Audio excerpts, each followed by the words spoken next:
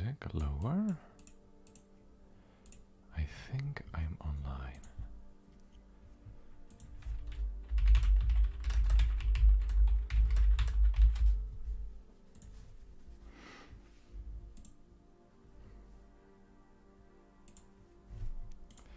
Okay, let's see. Am I online? I am online. Look at that. Ta-da. Let's see if anybody's interested in joining. To be honest, I did put this up rather late, so we'll see. I am going live right now. Look at that. Wow. Hello, Gil Dragon Gamer. Welcome to the stream. Hope you're doing alright. Do not mind me.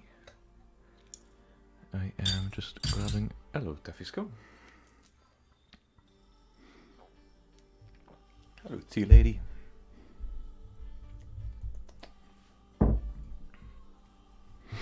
How you guys doing? Wait, I can tag products to this? I can make products, that's cool. Hello, Macro. I'm actually here for one of these. Hello, Pokemon Beater. Hello, hello. I'm looking at stuff. This is interesting. There's some very cool options that YouTube's added lately, and it's like interesting. Right now I'm seeing how I can add products. I don't have any products, but I could. Very cool. What else do I have? What the hell is this music, by the way? What is this? Let's put something fun on. My recommendation, like my recommended music on this, on Epidemic is a bit crazy. Let me quickly. To be honest, kind of goes hard. That's better. Hello Milo, hello Sleepy. I like your ASMR videos, especially the ones, the Lichen King and the one with the Nakan. Oh, appreciate it. Hello Ramiria. Yeah, I know, right? It's great. I feel like I'm about to get like broken up. You know, this is like the music that you hear in your head as everything in life goes wrong. It's like That's Life, if you guys know that song. It's life. Only foolish people. Yes, exactly. Like this is the kind of music where Deadpool gets shot in the head as he sees like everything floating about. Yeah, the slow-mo moment, exactly what I meant. Just that one moment when everything just kind of comes together and forms a total shit show. I love it. And then just like an internal voice is talking, you know. Like, you know, something like, you see that person right there? That's me. Yeah, I know, right? Weren't expecting that much, eh? Something like that, you know, something fucking silly. Deadpool watch. Ooh, I'd like that. The idea or the feeling? Both. Oh, no, just the feeling. It's just a feeling, like, nothing. It's nothing real. Anyways, let me tell you the story about how I lost my YouTube channel. Yeah, here's my video with the SB449. My favorite. I really had a lot of fun doing him, like doing his voice, because I think I ended up nailing it pretty well. Like I spent like hours listening to the actual voice actor for it, and I tried to mimic him as well as I could. It was a lot of fun. I really like doing that one. I might do more of those.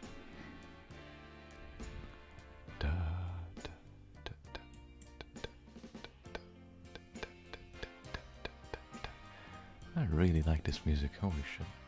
The same song is gonna come again, it's just gonna be sang this time. It's interesting. I appreciate it. I think people are walking outside, and I feel like it's weird if they're thinking that I'm talking to like myself. I'm gonna stay a little more quiet now. I feel like that's the way to go.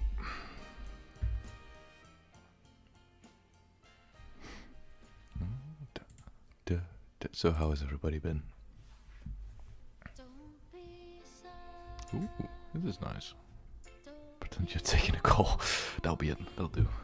You know, that would work if it wasn't like English and I'm Dutch, so everybody here speaks Dutch. Heavily accented Dutch as well. Hello, baby wolf. Welcome to the call. Oh, call. What am I saying? It is stream. My brain. Yeah, this is definitely the song that you hear as everything goes slow motion because you got a pill in the brain. And you see like your loved one running by, screaming at you to get up. I like it though, it's a good song.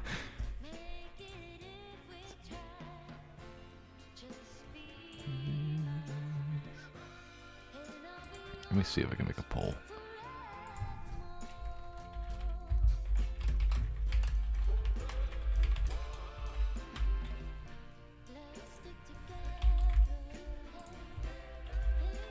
Okay, let's see what you guys think.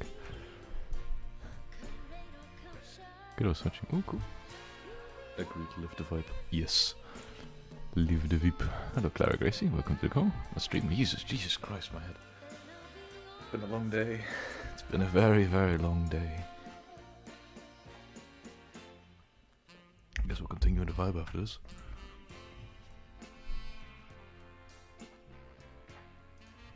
More soul music will be coming.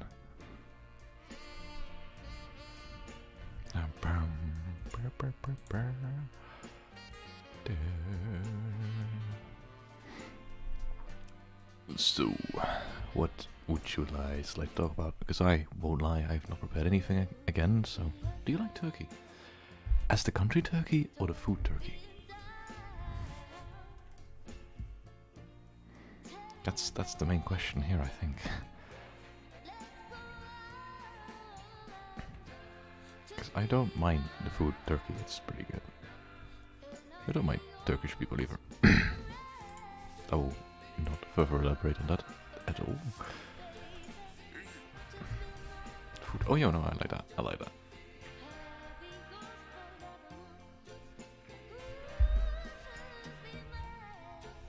Okay, no, because I'm glad because I've done some racist runs about Turkish people. But let's not talk about that. What's your favorite SCP? I have already said it's... that's a good question, to be honest. I like... I don't think I have my favorite SCP. I think the guy that with the... You have to be joking me. Hello? Okay, I am really sorry. My internet just died. So I'm not sure what happened there. If it just cut out. Or if it's like... If it continued to go. But I was dead for a second.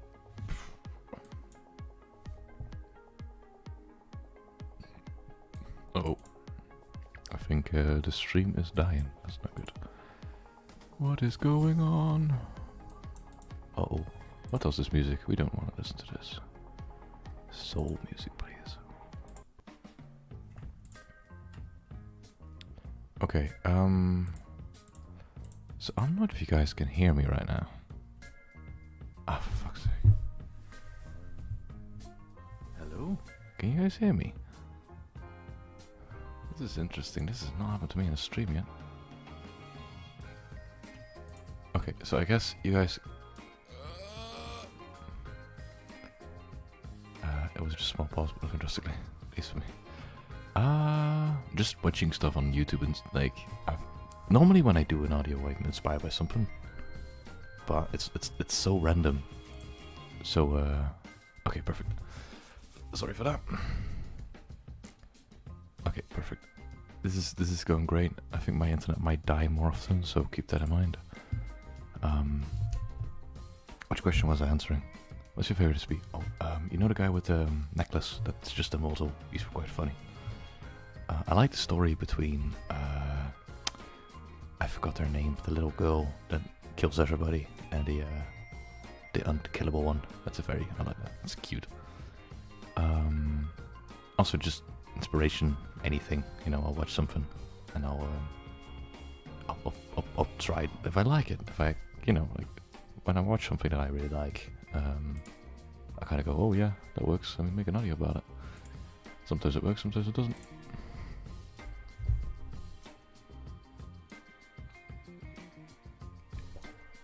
It's quite random though. I can sometimes just listen to music and go like, yeah, this works, you know.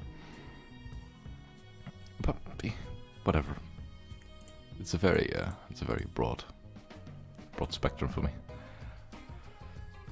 Right. I really should prepare stuff for this kind of stuff. Like, I feel like it's not a bad idea to just have like an idea planned, you know. Oh well, we'll work something out. Would you guys? Okay, so I'm gonna make another poll, right? Because I think this poll is done. Okay, I'm gonna make another poll. How does this work?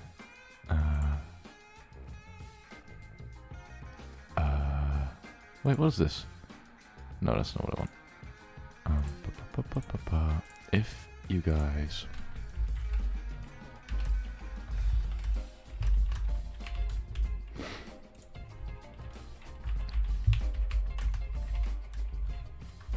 I'm just putting in some options for you guys to choose. Sorry, so give me 1 second. How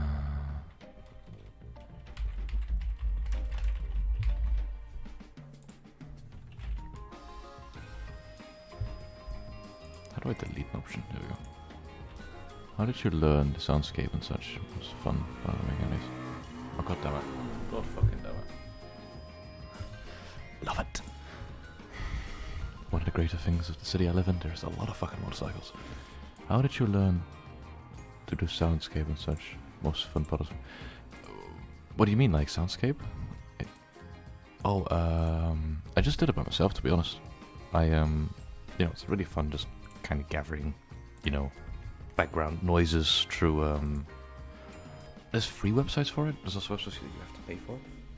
I personally always tend to use Epidemic, because it's just like, it's always quality, you know, like you get good audio, sound effects, you get good music through it. It's not too pricey either, so yeah. Well, no ice cream for you, T. Much fun, eh?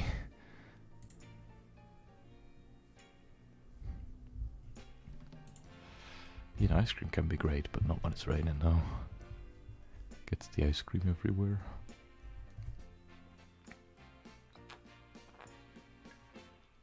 You get something tea. Tea is always good. I like tea. I prefer coffee, but tea can be good as well. Okay, so I guess most people are voting storytelling ASMR, but I'll leave the poll up for a little bit. Is there any particular story that you guys like to hear? Because I might be able to grab some copyright-free books, or I could grab something for myself. I've been writing a lot lately. So, pick your poison. That is also true, to be honest. I use this site called Free Sound Demo. Free Sound is great. It's just like, some of the sound effects are very, very bad. You know, like, they're made by amateurs most of the time, which is fine, because some of them are amazing. It's just, you do need to pick out the right ones. Can we continue to Alice in Wonderland story? You know what, I might be able to do that. I'm not sure about, like, a scary story, because I don't think I have many scary stories on me. I can look though, I might be able to find some Lovecraft or something, though I do think there are certain words I can't use or say in those books. Okay, so I think we have, I'm going to make one final poll, and I'm really sorry about this. What about it, which kind of story you guys want?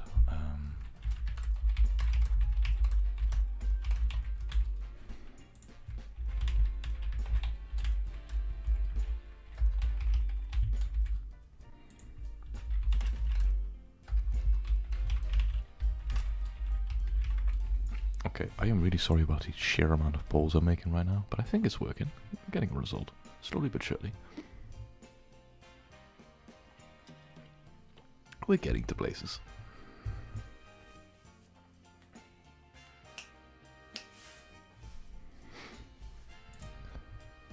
Damn, that was quick. I'm guessing YouTube will take stream down a Lovecrafty posted. In other words. Oh yes, exactly. Especially, I'm not sure if you're familiar with Lovecraft's work, but there are some words in there that cannot be uttered on YouTube. Don't make me choose. You fucking better choose. I have two options here. You better choose either one of them. Let me really see this. I'm not sure if Lovecraft's books are public domain yet. Oh, Jesus. Oh, no, never mind, it is. Okay, they're all public domain, so I should be able to...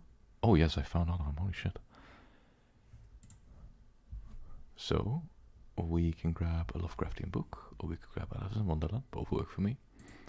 I'll be able to change the music to the style, the tune, the theme, and everything, so don't worry about that. So, let me know.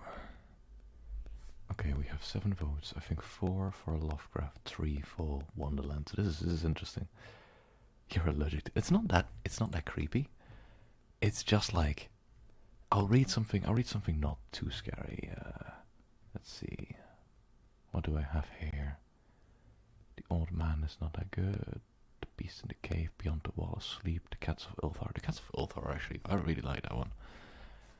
The Crawling Chaos, Doom That Came to Sarnath. None of his original, like really famous works.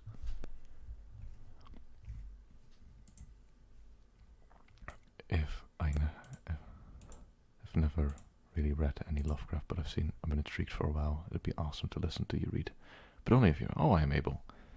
I think I'm able at least. It's just more like I'm trying to find something right now, so give me a minute. So just to give you an introduction to Lovecraft, H.P. Lovecraft was a man in the 1930s, 40s, I believe, who had a very, very interesting life. He was always very backed off, like hidden away from society, and he wrote these short stories in newspapers. Through these short stories, he created a world, and in this world, he created monsters. And these monsters weren't like the typical ones that we know. No, these were worse. Strange creatures from another time, another dimension, that lived eons before humanity developed ourselves. And yeah, it's pretty edgy, to be honest. He was a very. If you ever want, I'm not sure if I can say this, but if you want to kind of get a vibe of what words I may have to dodge in his work, look up what his cat's name was. Like, look up Lovecraft's cat's name, and you'll get what I'm trying to dodge.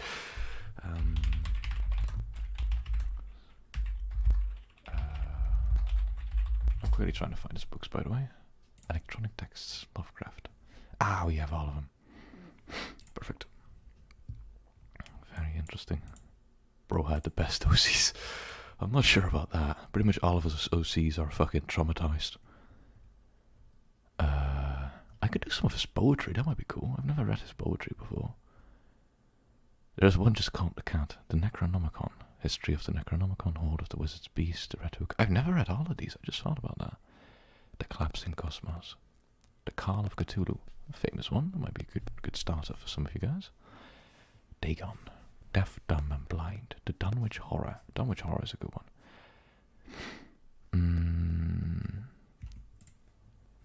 Oh god, I've looked at it before.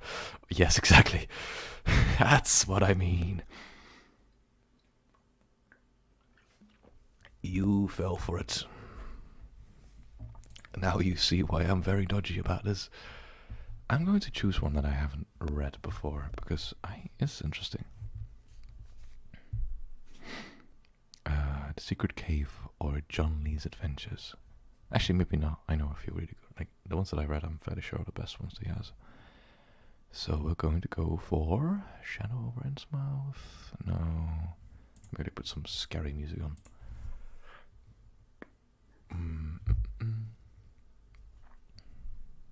ambience music. Genres view. Oh, I want some ambience. ASMR ambience. What the hell? What is this? Lol. There's one that just called bubble wrapping. That's interesting. I didn't know I had an ASMR section. I'll go for a drone though.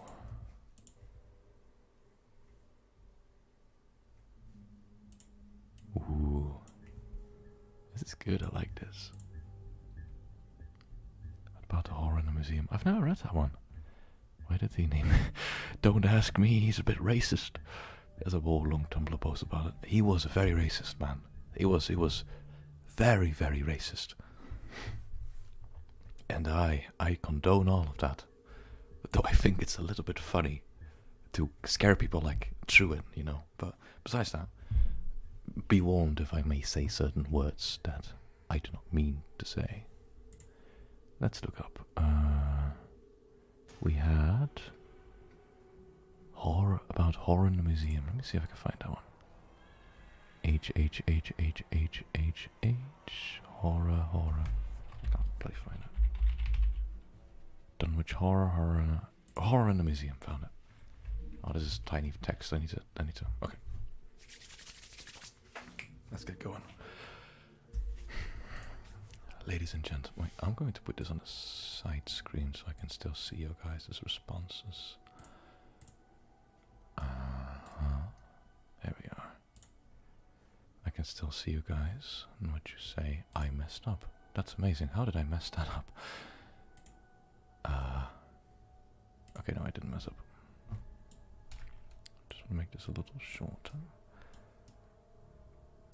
Okay, perfect.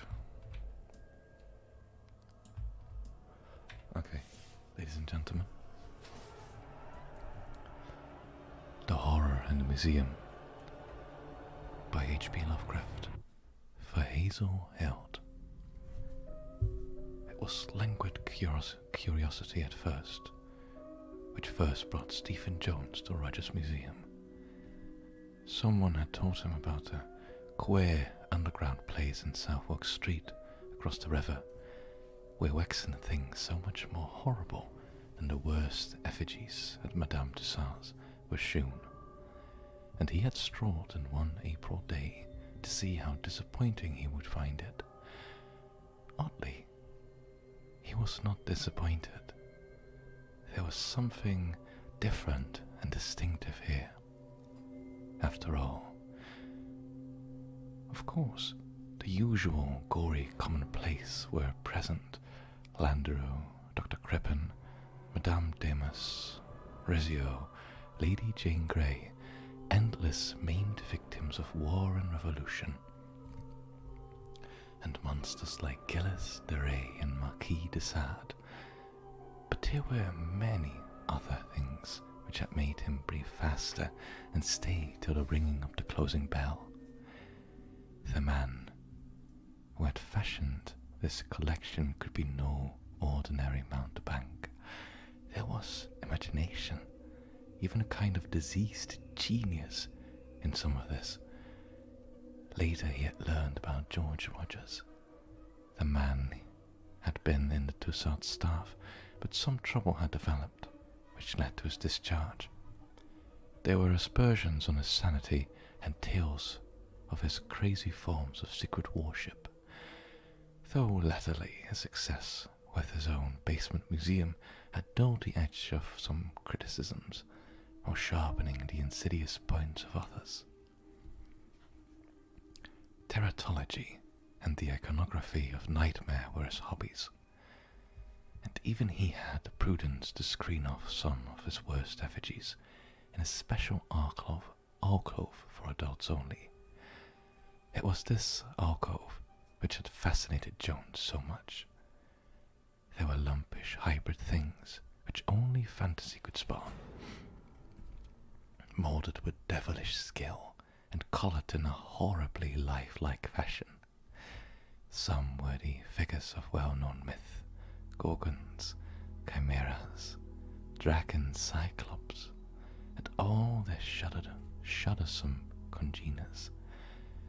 Others were drawn from darker and more furtively were whispered cycles of subterranean legend, black formless Thakoa, or many-tentacled Cthulhu, Proboscidean Jognar, Fawn, and other blasphemies from forbidden books like the Necronomicon, the Book of Iban, or the Anosprechlen, Anosprechlichen Culten of Vengeance. But the worst were wholly original with Rogers, and represented shapes which no tale of antiquity had ever dared to suggest. Several were hideous parodies on forms of organic life, we know,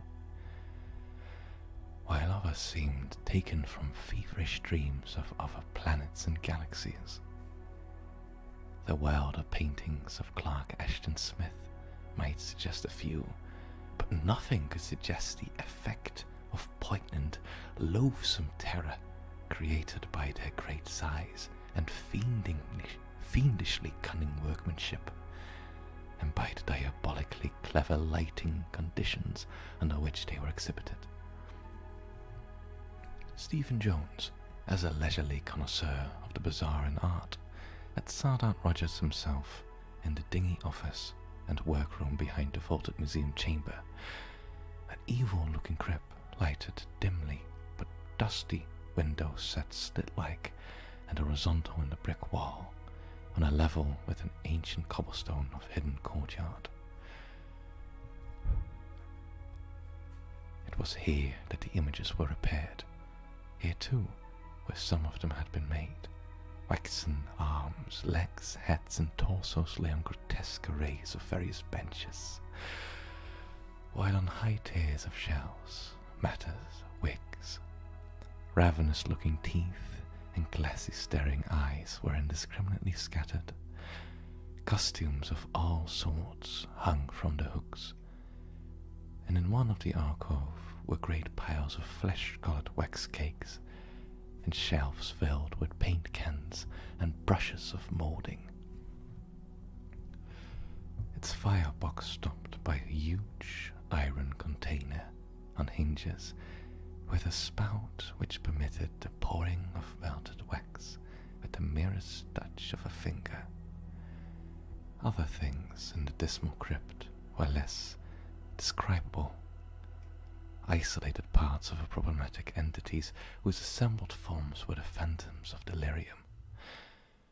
At one end of the door of a heavy plank, fastened by an unusually large padlock, and with a very peculiar symbol painted over it, Jones, who at once had access to the dreaded Necronomicon, shivered involuntarily as he recognized that symbol. This showman, he reflected, must indeed be the person of disconcertingly white scholarship in dark and dubious fields. This is the horror in the museum. Give me 1 second. This music is not going to work for me. I want horror. That's better. Give me 1 second. I am going to take a little break.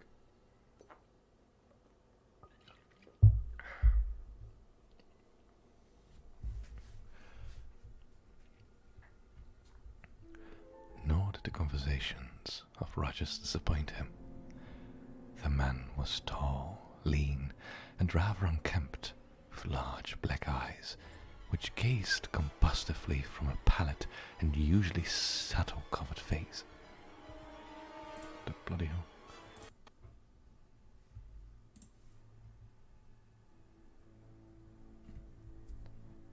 He did not resent Jones' intrusion, but seemed to welcome the chance of unburdening himself to an interested person. His voice was of singular depth and resonance, and harbored a sort of repressed intensity bordering on the feverish. Jones did not wonder that many had thought him mad. With every successive call, and such calls became a habit as the weeks went by, Jones had found Rogers more communicative and confidential. From the first there had been hints of strange fates and practices of the showman's part, and later, and these hints expanded into tales, despite a few odd corroborative photographs, whose extravagance was almost comic. It was some time in June, on a night when Jones had brought a bottle of good whiskey and plied his host somewhat freely, that the really demented talk first appeared.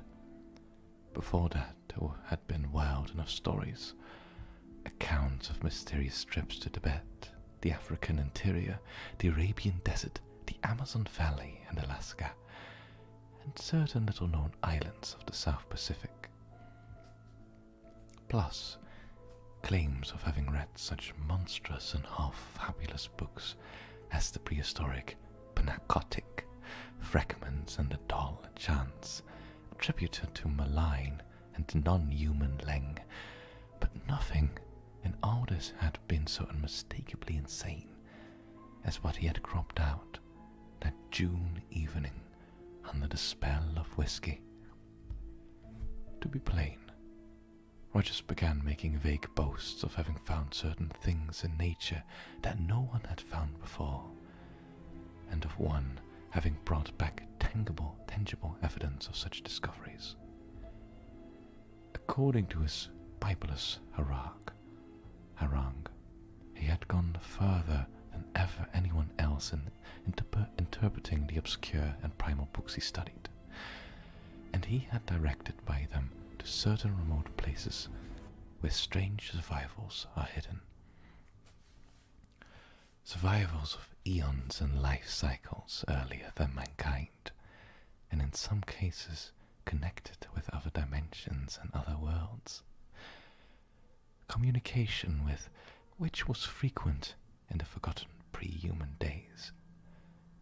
Jones marveled at the fancy which could conjure up such notions, and wondered just what Rogers' mental history had been. Had his work amidst the morbid grotesqueries of Madame Tussauds been the start of his imaginative flights, or was the tendency innate, so that his choice of occupation was merely one of its manifestations? At any rate, the man's work was very closely linked with his notions. Even now there was no mistaking the trend of his blackest hints about the nightmare monstrosities in screened-off-for-dots-only alcove. Heedless of ridicule, he was trying to imply that not all those demonic abnormalities were artificial. A little more break.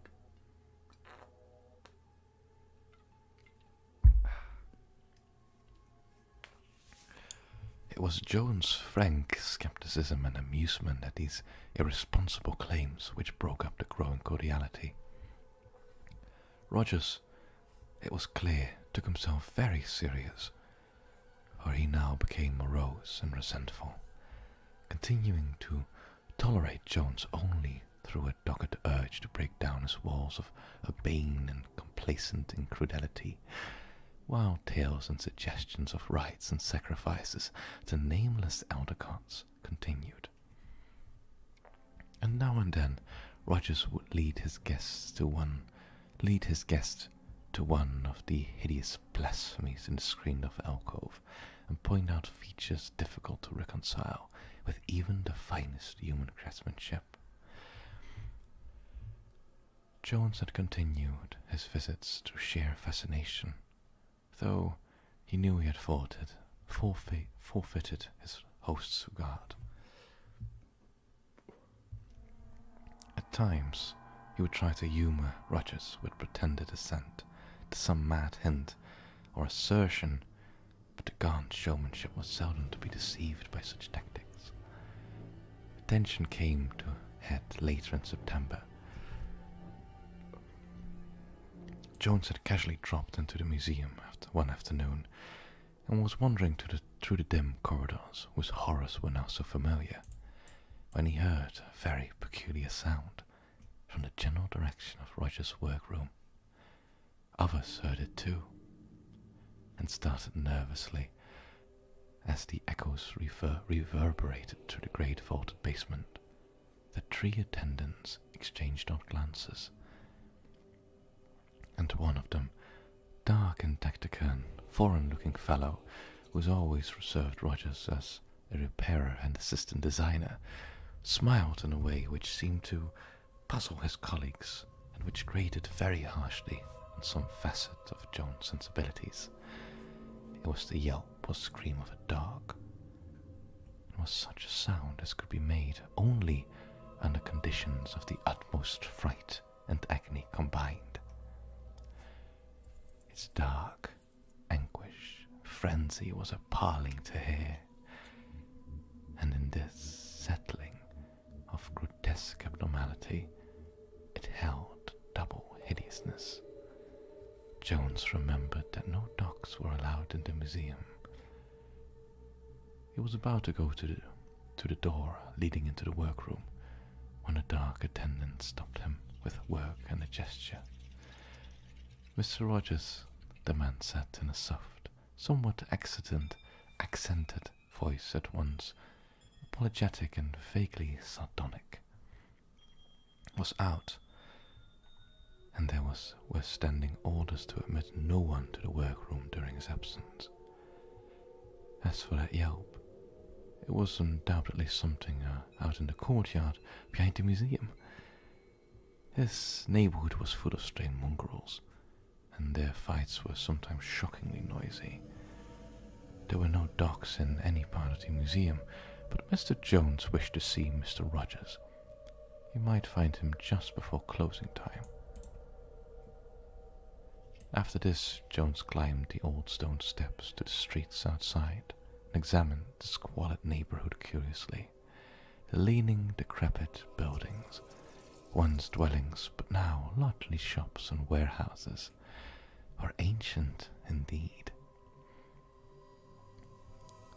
Some of them were gabled types, seeming to go back to Tudor times, and a faint miasmatic stench hung subtly about the whole region. Besides the dingy house whose basement held the museum was a low archway, pierced by a dark cobbled alley, and this Jones entered in a vague wish to find the courtyard behind the workroom, and settle the affair of the dog more comfortably in his mind. Second.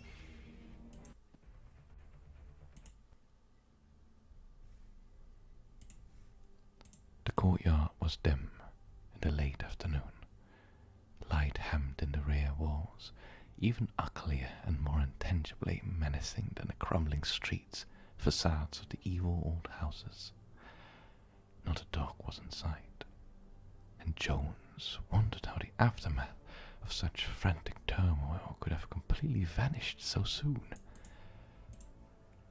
Despite the assistant's statement that no dog had been in the museum, Jones glanced nervously at the 3 small windows of the basement workroom narrow horizontal rectangles close to the grass-grown pavement, with grimy panes that stared repulsively and incuriously looked like the eyes of dead fish. To their left a worn flight of steps led to an opaque and heavily bolted door. Got down.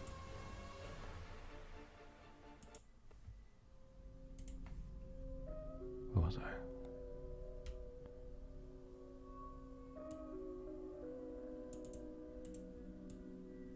I am trying to find it.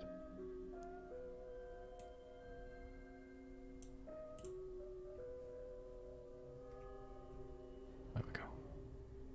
Some impulse urged him to crouch low on the damp, broken cobblestones and peer in, on the chance that the thick green shades worked by long cords that hung down to a reachable level might not be drawn. The outer surfaces were thick with dirt, but as he rubbed them with his handkerchief, he saw there was no obscuring curtain in the way of his vision. So shadowed was the from the inside that not much could be made out, but but a grotesque working paraphernalia now and then loomed up spectrally as Jones tried each of the windows in turn. It seemed evident at first that no one was within, yet when he peered to the extreme right-hand window, the one nearest the entrance alley, he saw a glow of light at the further end of the apartment, which made him pause in bewilderment.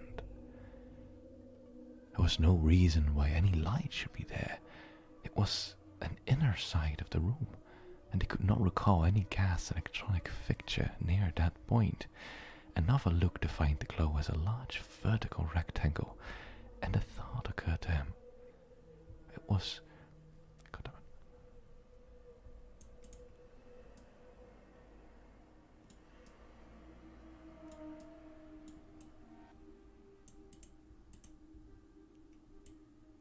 Give me 1 second. Apologies, something jumped.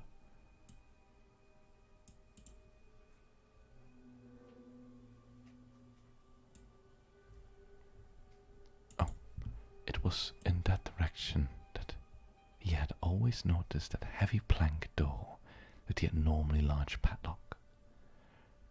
The door which never opened, and above which was crudely smeared that hideous cryptic symbol from the fragmentary records of forbidden elder magic. Oh god damn it. I am really sorry if I woke anyone up with that.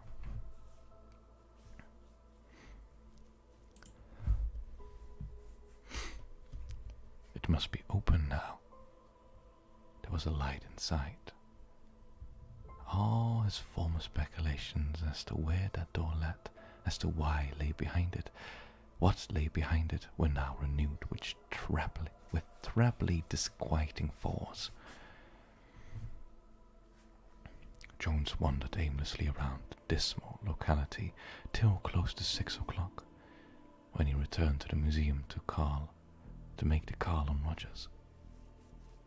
He could hardly tell why he wished so especially to see the man just then, but it must have been some subconscious misgivings about that terribly unplaced canine scream of the afternoon, and about the glow of light in that disturbing and usually unopened inner doorway with the heavy padlock. The attendants were leaving as he arrived, and he thought that Orabona, the dark, foreign-looking assistant, eyed him with something like a sly, repressed amusement. He did not relish that look, even though he had seen the fellow turn it on his employer many times. Little break.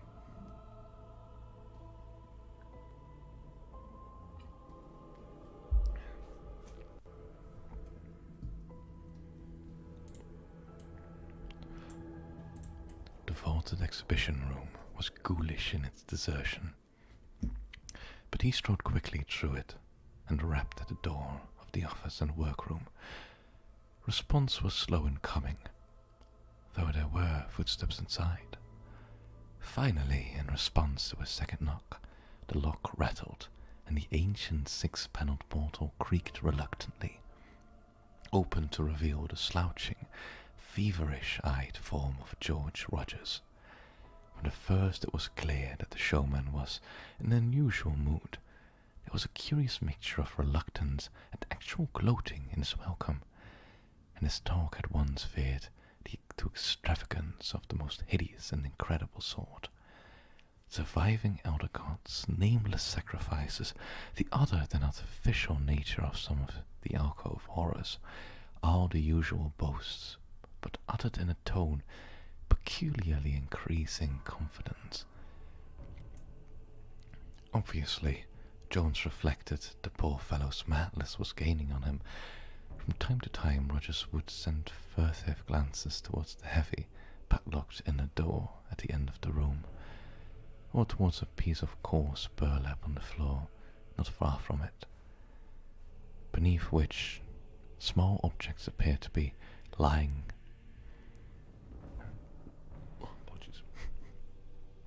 Jones grew more nervous as the moments passed, began to feel as hesitant about mentioning the afternoon's oddities as he had formerly been anxious to do so.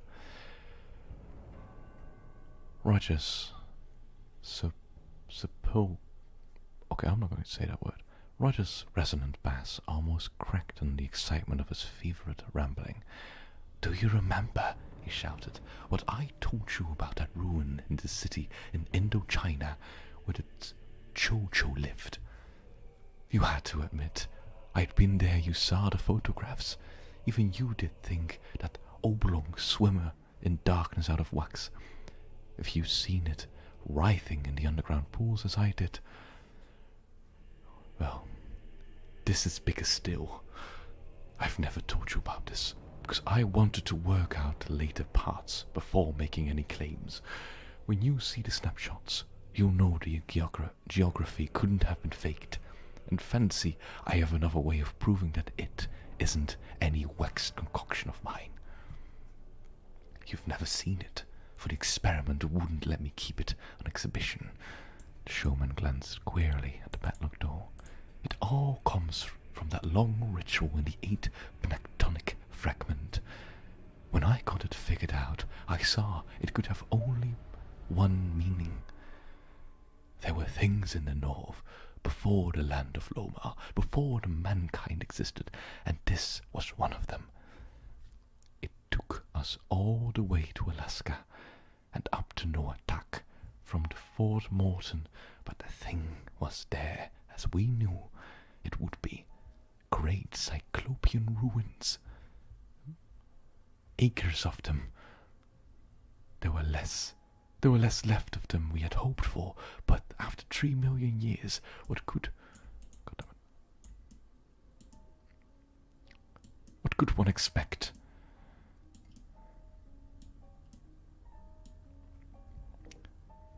And weren't the Esquimau legends in all the right directions? We couldn't get one of the beggars to go with us, and he had to sledge all the way back to Nome for Americans. Arabona was no good up in that climate, and it made him sullen and hateful. I'll tell you later how we found it. When we got the ice blasted off the pylons of the central ruin, the stairway was just as we knew it would be. Some carvings still there, and it was no trouble keeping the Yankees from following us in. Orobona shivered like a leaf. You never think it from the damned insolent way he struts around here. He knew enough of the Elder Lord to be properly afraid. The eternal light was gone, but our torch shewed enough. We saw the bones of others who had been before us eons ago, when the climate was warm. Some of these bones were of things you couldn't even imagine. At the 3rd level down, we found the ivory throne the fragments said so much about, and I may as well tell you it wasn't empty. The thing on that throne didn't move, and we knew it then that it needed the nourishment of sacrifice. But we didn't want to make it then. Better to get it to London first. Orobona and I went to the surface for the big box, but when we had packed it, we couldn't get it up the 3 flights of steps. These steps weren't made for human beings, and the size buffeted us. Anyway, it was devilishly heavy. We had to have the Americans get down to get it out. They weren't anxious to go into the place, but of course, the worst thing was safely inside the box. We told them it was a batch of ivory carvings, archaeological stuff, and after seeing the carved throne, they probably believed us. It's a wonder they didn't suspect hidden treasure and demanded a share. They must have told queer tales around. They didn't know later on, though I doubt if they ever went back to those ruins, even for the ivory throne, which was passed, felt around in his desk, and produced an envelope of a good-sized photographic print. Extracting one and laying it face down before him, he handed the rest to Jones. The set was certainly an odd one. Ice-clad hills, dog sledges, men in furs, and vast tumble ruins against the background of snow. Ruins whose bizarre outlines and enormous stone blocks could hardly be accounted for. One flashlight view showed an incredible interior chamber with wild carvings and a curious throne whose proportions could not have been designed for a human occupant. The carvings involved both wholly unknown designs and certain hieroglyphs, darkly sighted and obscene legends. Over the throne loomed the same dreadful symbol which now painted on the workroom wall above the padlocked blank door. Jones darted a nervous glance.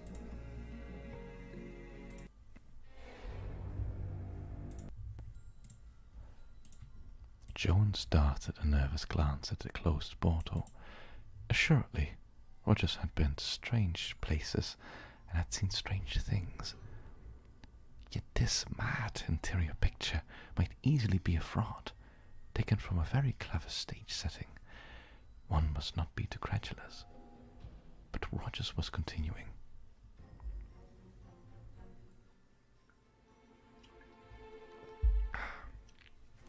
Well, we shipped the box from Nome and got it to London without any trouble. That was the first time we'd ever brought back anything that had a chance of coming alive. I didn't put it on display because there was more important things to do for it. It needed nourishment or sacrifice, for it was a god. Of course, I couldn't get it the sort of sacrifices which it used to have in its day, for such things don't exist now. But there were other things which might do. The blood is the life, you know. Even the lemurs and elementals that are older than the earth will come when the blood of men or beasts is offered in the right conditions. The expression of the narrator's face was growing very alarming and repulsive, so that Jones fidgeted involuntarily in his chair. Rogers seemed to notice his guest's nervousness and continued with a distinctive, evil smile. It was last year that I got it, and ever since then I've been trying rites and sacrifices. Orupana hasn't been much help, for he is always against the idea of waking it. He hates it, probably because he's afraid of what it will come to mean. He carries a pistol at all times to protect himself. Fool. As if there were human protection against it. If I ever see him draw that pistol, I'll strangle him. He wanted me to kill it and make an effigy of it, but I have stuck by my plans, and I'm coming out on top in spite of all the cowards like Orupana and damned sniggering skeptics like you, Jones. I have chanted the rites and made certain sacrifices, and last week the transition came. The sacrifice was received and enjoyed. Rogers actually licked his lips, while Jones held himself uneasily rigid. The showman passed and rose, crossing the room to the piece of burlap at which he had glanced so often. Bending down, he took hold of one corner as he spoke again. You laughed enough at my work. Now it's time you get to face the facts. Orupana tells me you heard the dog screaming around this afternoon. Do you know what that meant? Jones started. For R's curiosity, he would have been glad to get out without further light on the point which had so puzzled him. But Rogers was inexorable and began to lift the square of burlap. Beneath it lay the crushed, almost shapeless mass which Jones was slow to classify. Was it once living? Was it a once living thing which some agency had flattened, sucked dry of blood, punctured in 1,000 places, and wrung into a limp, broken-boned heap of grotesqueness? After a moment, Jones realized what it must be. It was what was left of a dog. A dog, perhaps of considerable size and whitish color. Its breed was past recognition, for distortion had come in nameless and hideous ways. Most of the hair was burned off as by some pungent acid, and the exposed, bloodless skin was riddled by innumerable circular wounds of incisions, the form of torture necessary to cause such result was past imagining. Electrified with a pure loathing which conquered his mouthing disgust, Jones sprang up with a cry. "You damned sadist! You madman! You do a thing like this and dare to speak to a decent man!" Rogers dropped the burlap with a malignant sneer, and faced the oncoming guests. His word held an unnatural calm. "Why, you fool, do I think I did this? Let us admit the results are unbeautiful from our unlimited human standpoint. What of it? It is not human, it does not pretend to be. The sacrifice is merely to offer. I gave the dog to it. What happened is its work, not mine. It needed the nourishment of the offering, and took in it its own way.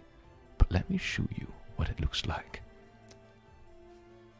As Jones sat, hesitating, the speaker returned to his desk and took up the photograph he had laid face down without showing. Now he extended with a curious look. Jones took it and glanced at it in an almost mechanical way. After a moment, the visitor's glance became sharper and more absorbed, for the utterly satanic force of the object depicted had an almost hypnotic effect. Certainly Rogers had outdone himself in modelling the eldritch nightmare which the camera had caught. The thing was a work of sheer, infernal genius, and Jones wondered how the public would react when it was placed on exhibition. So hideous a thing had no right to exist. Probably the mere contemplation of it after it was done had completed the unhinging of its maker's mind and led him to worship it with brutal sacrifices. Only a stout,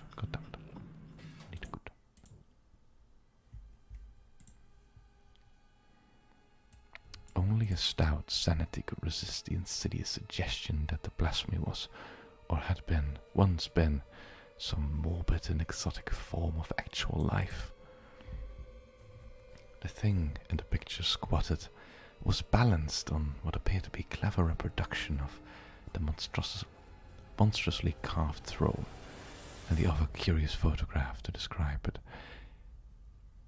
Oh, okay. I am May calendar here.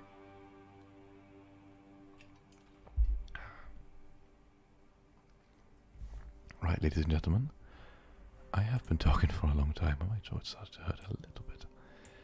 So I may, if you're all fine with that, call this, one second, a wrap. If you are interested, I may mark the point that I stopped and continue it another time. And if you are sleeping right now, I do hope you enjoy it.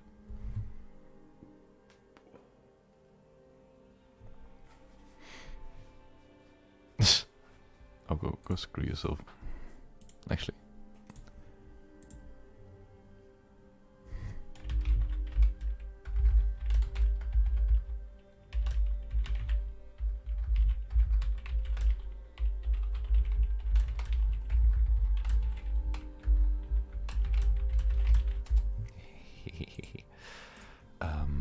Thank you for reading as well. That was honestly great. Oh, appreciate it. I do hope you guys all enjoyed it. But I am going to call it a night for now. If you are interested, do let me know. Well, wherever. And I'll continue reading it some other time. For now, I wish to thank you all for coming to the stream. And I do hope to see you another time. Appreciate it. I'll try better next time. I feel like I was kind of sometimes. Oh, hey now. Say, I have to go to work every day. I appreciate it, man. Anyways, thank you all for coming. I wish you all a wonderful, wonderful night. What do you think I'm doing right now? I'm drinking alcoholic beverage. Have a good night. Thank you again. Drink some water. Cheers. Oh, fuck that. I'm drinking beer right now. Anyways, I'll talk to you all later. Good night.